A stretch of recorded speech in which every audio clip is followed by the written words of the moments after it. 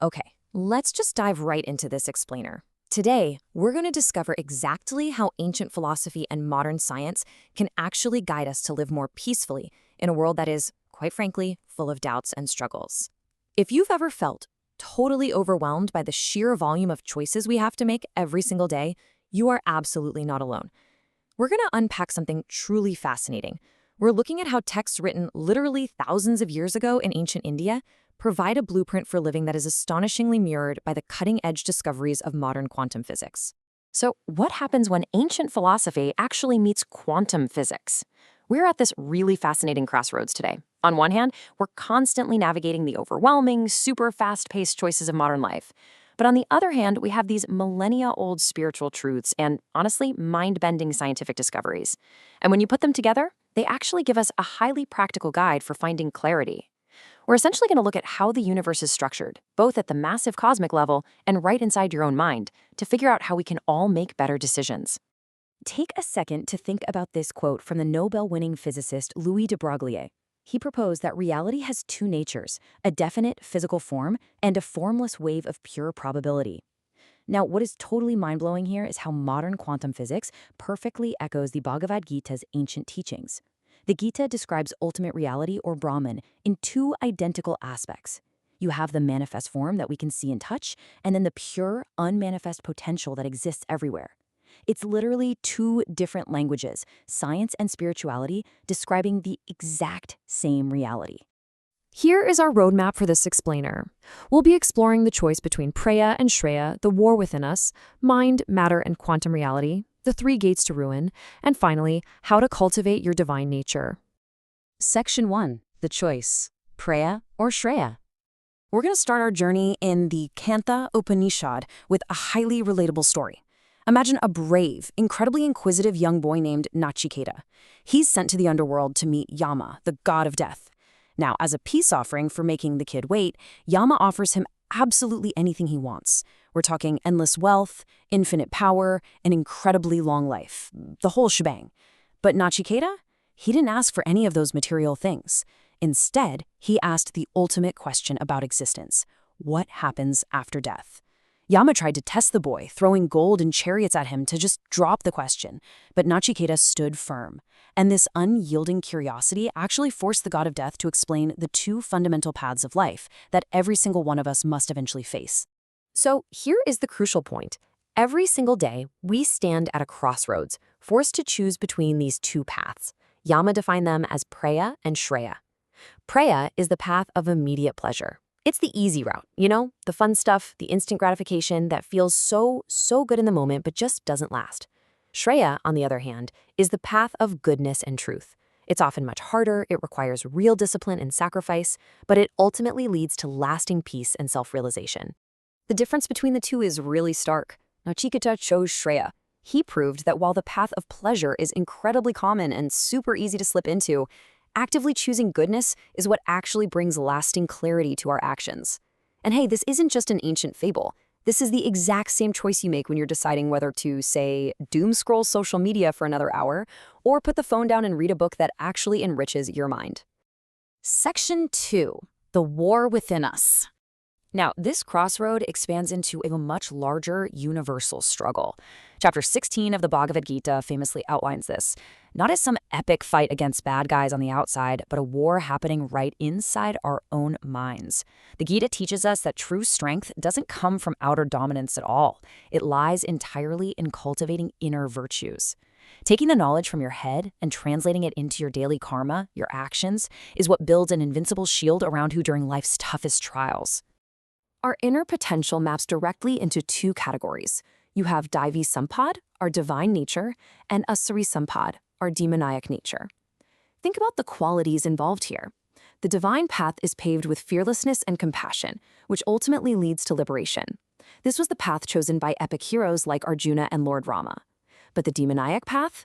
That's fueled by pride, anger, and greed, leading straight to bondage. This was the trap that powerful figures like Ravana and Hiranyakashipu fell right into. Their uncontrollable impulses literally led to their total ruin. Let's look at a simple, modern, totally relatable example to really ground this concept. Imagine 3 kids.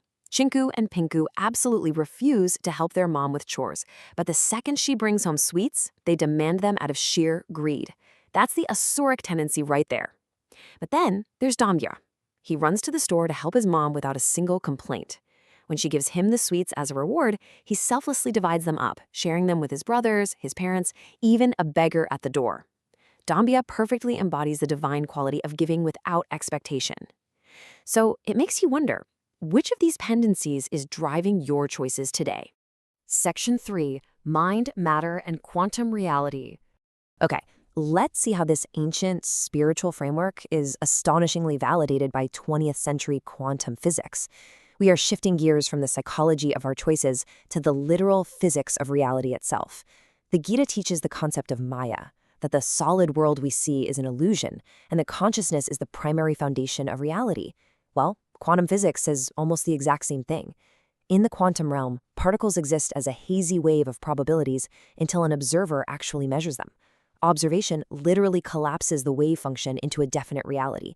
Just like that quantum wave, our inner choices, whether we choose that divine or demoniac path, literally collapse our infinite potential into the physical reality we actually experience day to day. Crazy, right? Furthermore, if we look at the Rig Veda's Nasadya Sukta, which is the ancient hymn of creation, it deeply parallels modern cosmology's Big Bang theory.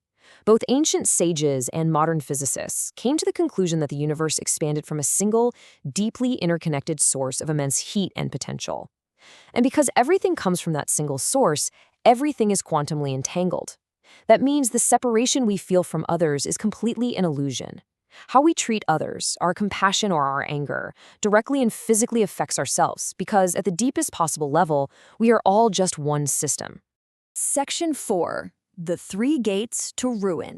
So, if our internal nature shapes our reality so profoundly, and if we're all so deeply connected, we have to be warned about the specific behaviors that will absolutely destroy our peace. Lord Krishna doesn't mince words in chapter 16 of the Bhagavad Gita.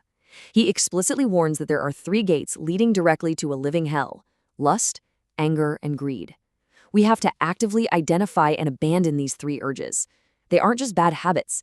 They are the literal gates to mental, moral, and spiritual ruin. They cloud our judgment and force us to collapse our reality into something completely miserable. We can actually see this play out in epic stories from the ancient texts.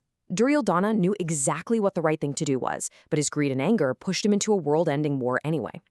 Queen Kaikeyi let her ego and attachment manipulate her into exiling her own beloved stepson, Lord Rama, effectively destroying her family. And Kamsa's arrogant belief that he alone was the master of his destiny totally blinded him to the truth.